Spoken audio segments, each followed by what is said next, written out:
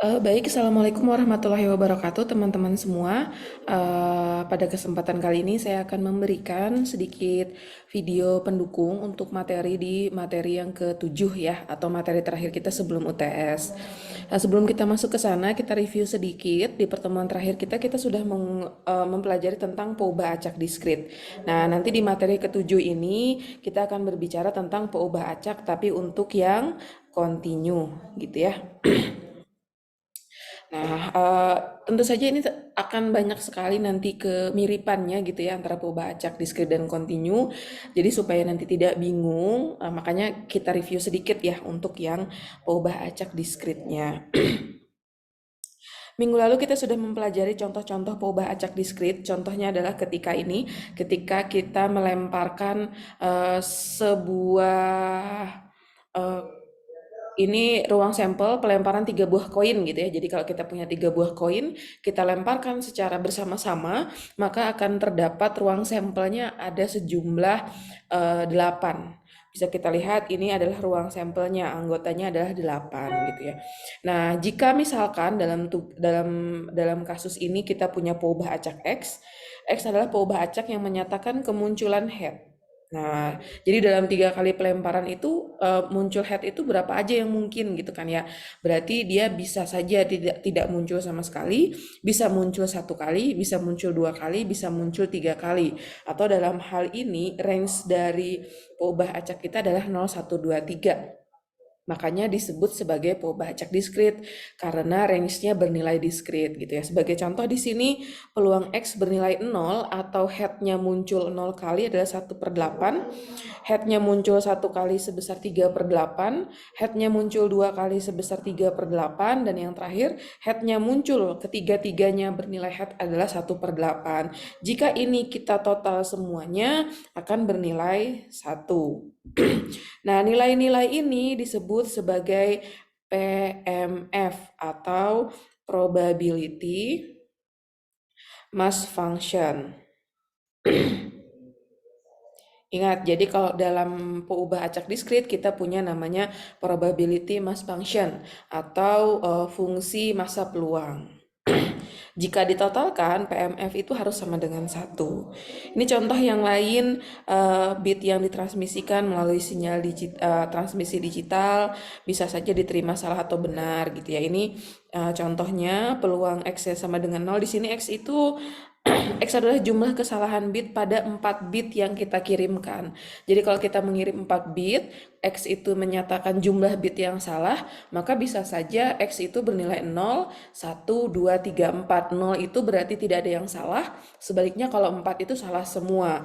Misalkan masing-masing itu nilai peluangnya seperti ini. Nah, ini kalau kita jumlahkan harus sama dengan 1. Berarti ini adalah PMF, probability mass function. Harus valid PMF itu. Gimana mengkonfirmasi bahwa PMF itu harus valid? Kalau dijumlahkan harus sama dengan 1. Nah, makanya di sini kita punya sifat PMF kalau dijumlahkan harus sama dengan 1. Ini kan tanda sigma itu kan artinya penjumlahan ya, harus sama dengan 1.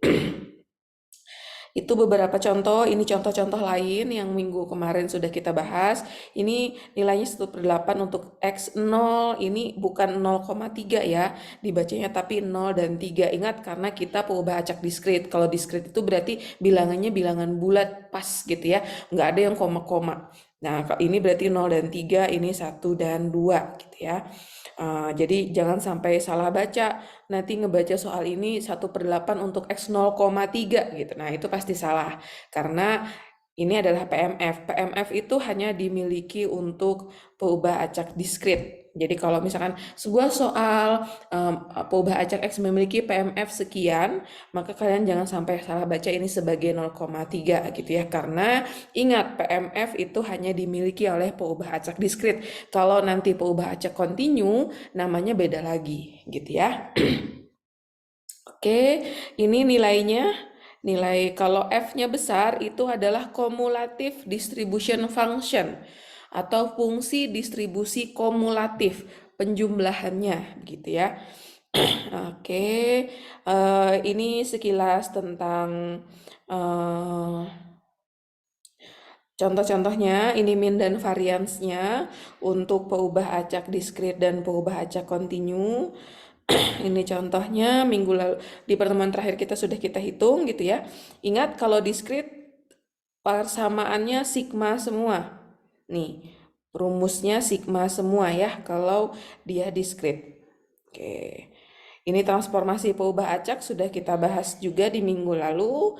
Nah, ini di sini ada PMF di contoh soal ini kita harus mencari nilai apa nih?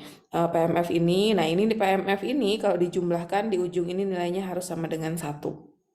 Oke, ini untuk mencari ekspektasi X atau nilai minnya, ini momen keduanya, terus ini variansinya. Ingat ya, karena dia diskrit selalu sigma. Oke, ini beberapa contoh soalnya. Minggu lalu juga beberapa sudah kita kita pelajari gitu ya. Oke, sekarang seperti itu review kita di bab 6. Sekarang kita masuk materi yang di bab 7-nya ya, material 7-nya. Nah, sekarang kita masuk ke peubah acak kontinu. Ini adalah inti dari video kita malam hari ini. Oke.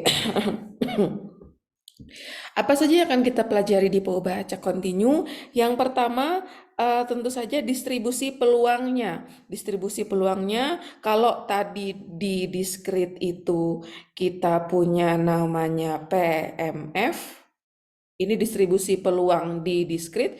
Kalau di kontinu kita punya namanya PDF, probability density function. Arti kalau di kontinu kita punya PDF atau probability density function. Nah, cuman itu yang beda. Yang lainnya kita juga punya kumulatif, kita punya min dan varians, kita juga punya transformasi peubah acak kontinu. Oke, langsung saja. Ini adalah sifat dari PDF. Probability density function dinotasikan dengan fx dapat digunakan untuk mendeskripsikan distribusi peluang peubah acak kontinu. Ingat ini kontinu. Jadi kalau munculnya PDF berarti itu untuk kontinu. Peluang peubah acak X yang berada pada interval A sampai dengan B adalah integral dari fx pada batas A sampai B. Untuk peubah acak X kontinu, maka PDF atau probability density function-nya ialah ini sifat-sifatnya. Nilai PDF-nya lebih besar atau sama dengan 0, jadi tidak ada nanti PDF yang negatif nilainya. Atau distribusi peluangnya bernilai negatif, itu tidak ada. Kemudian kalau kita integralkan di sepanjang interval, di sini dari min hingga sampai hingga, atau kalau interval kalian dari A sampai B juga boleh, itu harus sama dengan 1. Kalau tadi di PMF kan, PMF kalau kita sigmakan PMF itu harus sama dengan 1. Nah, sigma di peubah acak diskrit itu akan berubah menjadi fungsi integral jika kita berbicara tentang peubah acak kontinu. Jadi semua yang di diskrit tadi matematisnya sigma, kalau di kontinu sekarang berubah menjadi integral gitu ya. Peluang peubah acak X dari A sampai dengan B itu besarnya adalah integral dari A sampai dengan B fx dx. Area fx dari batas A sampai dengan B. Kalau batasnya dari X1 sampai X2, maka peluang X1 sampai X2, ini perhatikan ya, di sini ada sama dengannya, kurang dari sama dengan. Ini tidak ada kurang darinya, tidak ada sama dengannya. Yang ini di sebelah sininya yang tidak ada sama dengannya, yang ini dua-duanya tidak ada sama dengannya. Kalau di kontinu ini semua bernilai sama. Maksudnya sama adalah integralnya sama-sama dari batas X1 sampai dengan X2.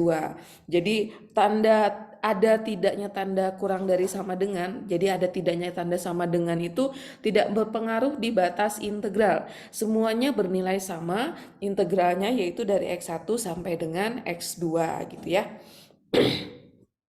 Ini contohnya. Misalkan peubah acak kontinu X menyatakan hasil pengukuran arus yang mengalir pada kabel tembaga dalam satuan miliampere. Diasumsikan nilai X berada pada range 4,9 sampai 5,1 miliampere. Nah, kenapa disebut soal ini peubah acak kontinu? Karena lihat batasnya dari 4,9 sampai 5,1 gitu ya. Nah, nilai integralnya ternyata dari 4,9 sampai 5,1 itu PDF-nya bernilai 5 dan 0 untuk X lainnya. Ditanyakan, berapa peluang terjadinya pengukuran arus kurang dari 5 ampere? Berarti yang ditanya adalah peluang X kurang dari 5. Yang ditanya seperti itu ya. Nah, maka bagaimana cara kita menghitungnya? Nah, ini adalah gambaran distribusi peluangnya. Rentangnya cuma ada dari 4,9 sampai 5,1. Ceritanya posisi 5 itu di sini. Jadi yang kita hitung itu adalah berapa luas area di sini. Jadi kalau ditanya berapa peluang pengukuran arusnya kurang dari 5 ampere, sebenarnya yang ditanya adalah luas area yang diarsir ini. Besarnya tidak lain adalah integral batas bawah dari pengukuran kita berapa? 4,9 sampai dengan 5 karena yang ditanya kurang dari 5. Jadi integral 4,9 sampai 5 fx dx. Nilai fx-nya berapa? Nilai fx-nya tadi ini 5. Jadi kita tinggal hitung integral 4,9 sampai 5 dari 5 dx. Integral 5 dx itu adalah 5x. Tinggal masukkan batasnya dari 4,9 sampai 5. Ketemulah bahwa peluang terjadinya pengukuran arus kurang dari 5 miliampere adalah sebesar 0,5. Kalau misalnya yang ditanya berapa peluang X kurang dari sama dengan 5. Nah, ini gimana caranya? Maka kalau soal ini sama. Jadi seperti ingat lagi tadi yang di belakang ini, ada tidaknya tanda sama dengan itu, yang kurang dari sama dengan atau kurang dari saja, itu tidak mempengaruhi apa-apa, perhitungannya tetap sama. Maka yang ini, batas integralnya juga sama dari 4,9 sampai 5. Gitu ya. Itu contoh yang pertama. Sekarang bagaimana cara kita menghitung CDF atau namanya fungsi kumulatifnya ya, peluang kumulatifnya. Maka peluang kumulatif, metode alternatif digunakan untuk mendistribusikan kumulatifnya. Cumulative distribution functionnya ditulisnya simbolnya adalah F-nya besar. Jadi kalau tadi PDF itu kan nulisnya F, X gitu ya, F-nya kecil. Kalau CDF itu F-nya besar. Oke, CDF itu besarnya adalah, jadi kalau misalkan CDF dari X, ini Fx, F besar X, itu artinya adalah peluang X kurang dari sama dengan X. Kan beda ya, kalau PDF X itu kan berarti peluang X sama dengan X kecil. Tapi kalau CDF X itu akan sama dengan peluang X kurang dari sama dengan X. Nah, gitu. Jadi kelihatan ya bedanya, yang ini PDF, yang ini CDF. Jadi dikumulatifkan peluangnya dari yang sebelumnya, sebelum si X tadi sampai dengan X kalian kumulatifkan. Nah, kalau kumulatif di kontinu itu adalah fungsi integral. Jadi integral dari minta hingga sampai X, minta hingga ini tidak mengikat, tergantung nanti soal kalian batas bawahnya berapa.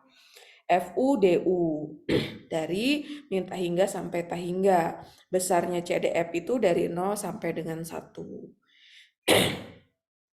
Jika CDF-nya diketahui, maka PDF dapat dengan mudah dicari. PDF itu sama dengan turunan pertama dari CDF. Gitu ya. Oke. Sebagai contoh, hitunglah CDF untuk peubah acak berikut. Ini tadi sudah kita hitung ya sebelumnya peubah acaknya berapa gitu ya. Sudah kita tadi yang soal sebelumnya ditanya peluang X kurang dari 5. Ya, ini berarti kan sama aja sebenarnya yang dihitung adalah F5 atau CDF 5. sebenarnya yang dihitung kan. Nah, sekarang bagaimana fungsi CDF secara umumnya atau fx-nya? Fx sama dengan 0 untuk x kurang dari 4,9. Artinya apa? Batas bawahnya kan 4,9. Artinya sebelum itu kan tidak ada peluang yang terjadi. Ini kan dibacanya peluangnya, fungsi padat peluangnya atau PDF-nya kan sama dengan 5 untuk batas 4,9 sampai 5,1. Sehingga untuk kurang dari 4,9 kumulatif peluangnya masih 0. Nah, kemudian untuk batas tertentu kurang dari X, maka kita cari integral 4,9 sampai dengan X, FU DU. Nilainya 5 di sini, DU gitu ya. Maksudnya FU itu adalah kalau kita misalkan punya nilai Fx-nya sama dengan 5x gitu ya, maka kan FU sama dengan 5U. Jadi tinggal disubstitusi X-nya jadi U. Karena kebetulan di sini nilai PDF-nya cuma 5 aja, nggak ada peubahnya, maka di sini juga tetap 5. Diintegralkan terhadap U. Oke, integral 5 terhadap DU itu sama dengan 5U. Kita masukin integralnya batasnya dari 4,9 sampai dengan X. Kemudian kita hitung, ketemulah CDF-nya sama dengan 5X dikurang 24,5. Nah, habis itu yang kurang dari X. Yang lebih besar dari 5,1 sekarang. CDF lebih besar dari 5,1 karena tadi peluang itu kalau kita jumlahkan maksimalnya di 1, maka kalau yang lebih besar sama dengan 5,1 nilainya 1. Sehingga kita sudah punya 3 nilai CDF ya.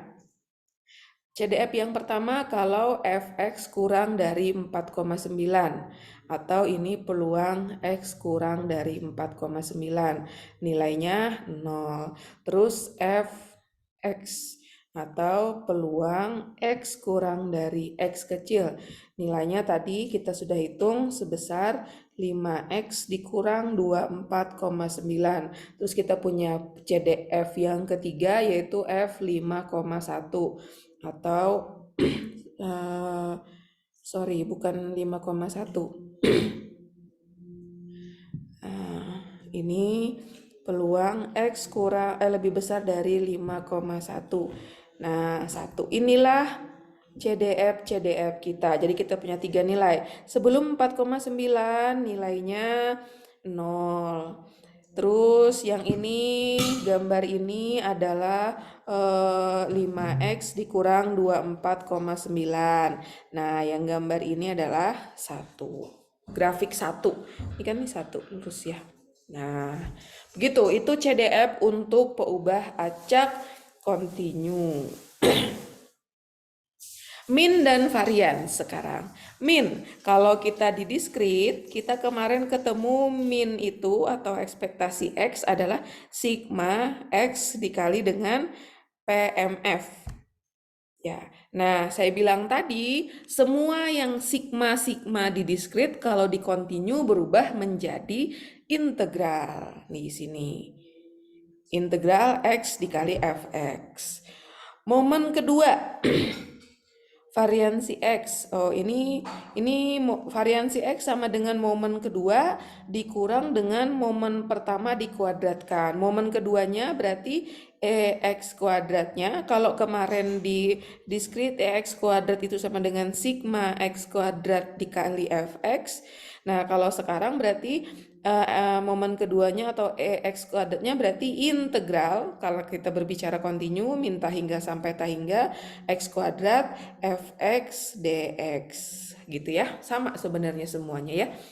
Kemudian standar deviasi. Standar deviasi itu bahasa Indonesianya adalah simpangan baku. Jadi kalau misalkan hitunglah nilai simpangan bakunya atau simpangan baku itu tidak lain adalah nilai simpangan data tersebut dari nilai minnya. Jadi kita punya nilai minnya misalkan 100. Nah, dia menyimpang dari 100 itu, simpangan bakunya dari 100 itu berapa jauhnya gitu ya. Itulah yang disebut dengan standar deviasi atau lambangnya sigma. Sigma sama dengan akar dari varians. Ini sigma kuadrat itu varians ya nih. varians. Oke, seperti itu. Ini contohnya. Ini untuk soal yang barusan ya, yang tadi yang di depan tadi, yang kita punya soal fx sama dengan 5 untuk x dari 4,9 sampai 5,1, 0 untuk x lainnya. Terus ekspektasi x-nya berarti integral dari min hingga sampai hingga x fx. Karena nilai peluang kita hanya dari 4,9 sampai 5,1, maka batas integralnya juga itu. Jadi tidak lagi harus min hingga sampai hingga.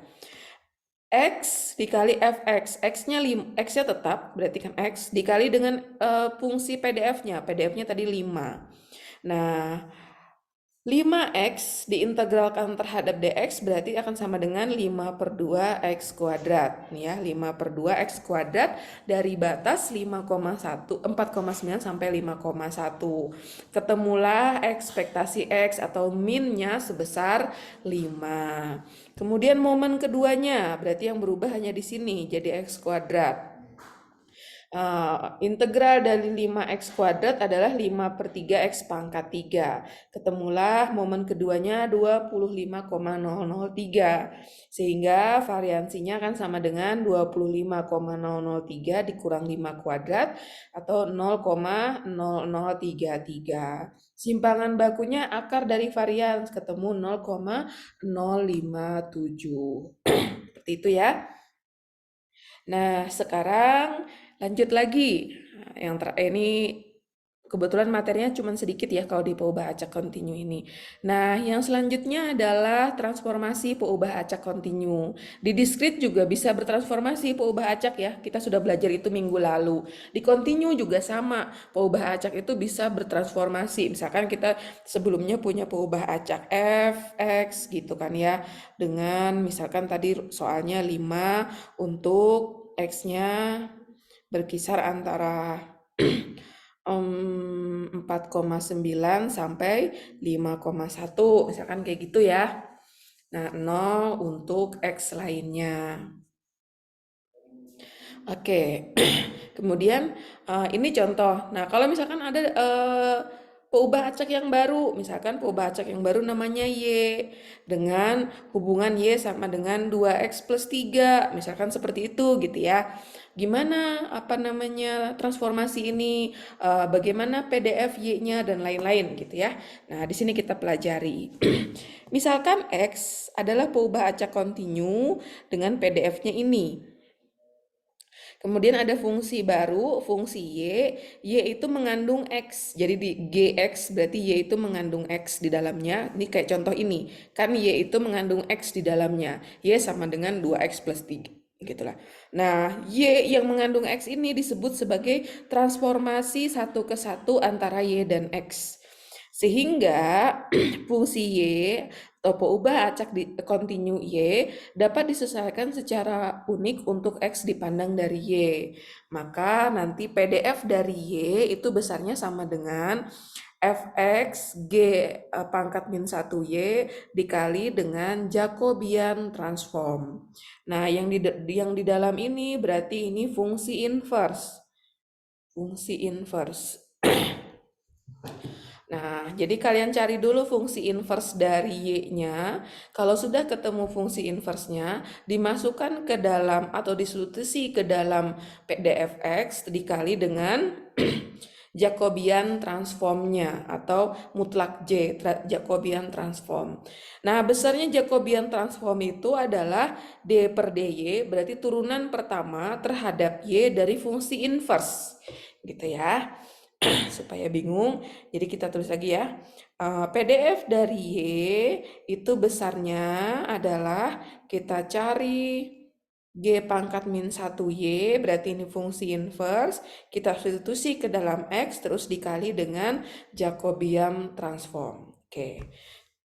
Contohnya ini. Soal ini kita punya fx atau PDF dari X-nya adalah X per 8 untuk rentang 0 sampai dengan 4. Nah, fungsi yang baru, peubah acak yang baru adalah Y sama dengan 2X plus 4. Y sama dengan 2x plus 4 ini kita cari fungsi transformasi fungsi inversenya. Fungsi inversenya, bagaimana cara mencari fungsi inverse? Fungsi inverse itu dapat dicari dengan yang awalnya persamaan kita y sama dengan harus kita ubah menjadi x sama dengan. Artinya yang mengandung X ini harus berdiri sendiri. Berarti yang berdekatan sama dia harus kita seberangin gitu ya. Berarti yang pertama 4-nya kita seberangkan. Y min 4 sama dengan 2X. Nah, yang berdekatan sama X sisa 2. Kalau ini kita seberangkan menjadi pembagian. Y min 4 dibagi 2 sama dengan X. Nah, inilah fungsi inversenya karena X-nya sudah sendirian. Jadi fungsi inverse kita adalah Y min 4 per 2.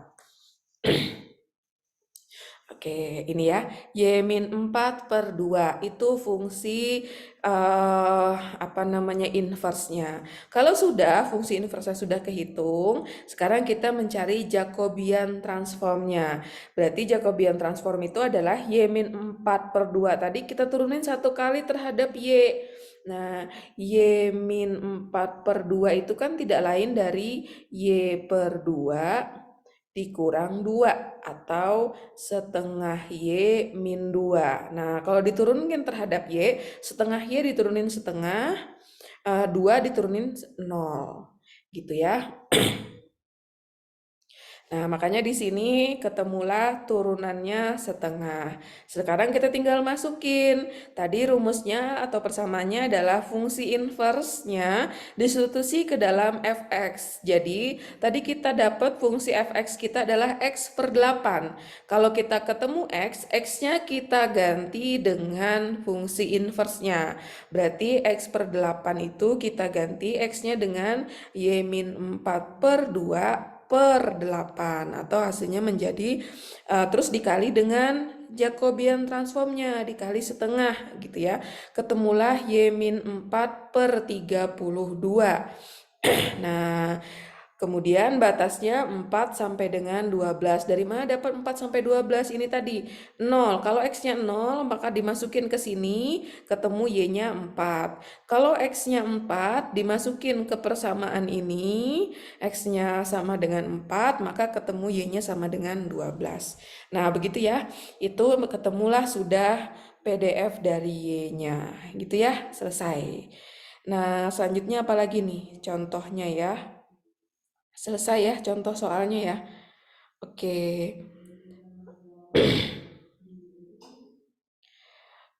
Kadang ada juga contoh soal seperti ini. Misalkan ya, X per C, misalkan PDF-nya gini. X per C dari 0 sampai dengan 4. Terus 0 untuk X lainnya.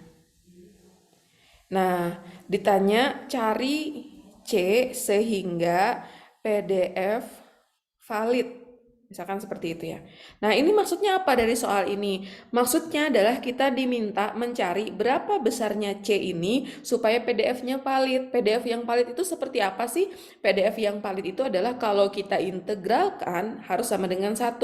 Sama dengan PMF. PMF yang valid apa? PMF yang valid kalau di diskrit, kalau kita jumlahkan harus sama dengan 1. Jadi ini kalau kita integralkan 0 sampai 4, X per C dx harus sama dengan 1. Nanti ketemu berapa C-nya gitu ya. Ini kan X per C, C itu konstanta, bisa kita keluarin. Berarti 1 per C integral 0 sampai 4, X dx sama dengan 1. Nanti ketemu berapa C yang memenuhi ini gitu ya.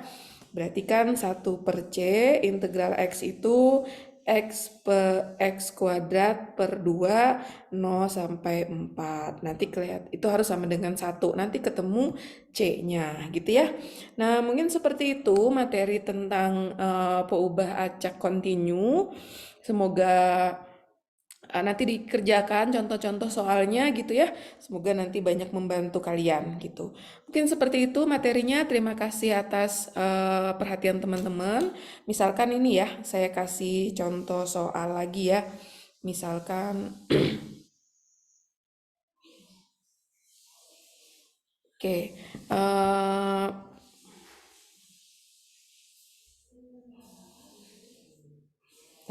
Mungkin seperti itu ya. Mungkin seperti itu dulu materi kita hari ini. Terima kasih atas semoga dari video ini bisa dimengerti oleh teman-teman gitu ya. Terima kasih. Assalamualaikum warahmatullahi wabarakatuh.